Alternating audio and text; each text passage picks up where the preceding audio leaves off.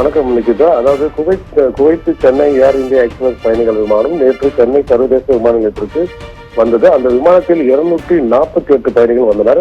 விமானம் சென்னை சர்வதேச விமான நிலையத்தில் தரையிறங்கியது.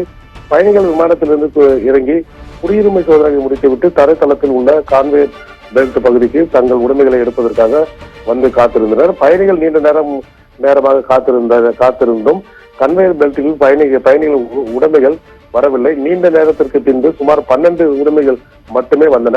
வேறு எந்த உடைமைகளும் வரவில்லை. இதையடுத்து அதிர்ச்சி அடைந்த பயணிகள் சென்னை விமான நிலைய அதிகாரிகள் மற்றும் ஏர் இந்தியா எக்ஸ்பிரஸ் விமான நிலைய அதிகாரிகளிடம் புகார் செய்தனர். எனவே அதிகாரிகள் பயணிகளின் உடைமைகளை சாட்டுகளை சரிபார்த்து அப்போது அந்த விமானத்தில் வந்த 248 பயணிகளுக்கும் மொத்தம் 332 உடைமைகள் விமானத்தில் ஏற்றப்பட்டு சென்னைக்கு வந்து இருக்க வேண்டும். ஆனால் 12 உடைமைகள் மட்டுமே சென்னைக்கு வந்திருந்தன. மற்ற 320 உடைமைகள் வரவில்லை என்று தெரிய வந்தது. இதையடுத்து விமான நிலைய அதிகாரிகள் குவைத் விமான நிலையத்தில் தொடர்பு கொண்டனர். அப்போது குவைத் விமான நிலைய அதிகாரிகள் தரப்பில் குவைத் சென்னை வழித்தடத்தில் மோசமான வானிலை குறிப்பாக கடும் குளிர் பனிமூட்டம் அதிகம் அளவில் இருந்ததும் இந்த நிலையில் விமானத்தில் பாதுகாப்புக்காக பறக்கப்படும் விமானத்தில் எடுத்து அந்த பயணிகளுடைய உடைமைகள் அதிகப்படியான எடைகளை குறைக்க வேண்டும் என்பதால் அந்த பயணிகள் உடைமைகளை அங்கே நிறுத்தி வைத்தனர். இந்த தகவலை இவருக்கு தெரியப்படுத்தினார்.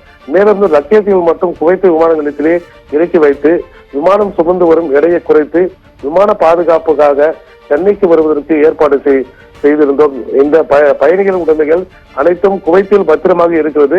அடுத்த 1-2 நாட்களில் பயணிகளின் லக்கேஜ் அனைத்தும் விமானங்கள் சென்னைக்கு திருப்பி அனுப்பி வைக்கப்படும் என கூறினார். இதையடுத்து சென்னை விமான நிலைய அதிகாரிகள் லக்கேஜ் வரவில்லை என்று ஆச்சரியத்துடன் தவித்துக் கொண்டிருந்த பயணிகளிடம் விமான நிலைய அதிகாரிகள் மற்றும் ஏர் இந்தியா எக்ஸ்பிரஸ் பயணிகள் விமான அதிகாரிகள் இதை கூறினார்கள்.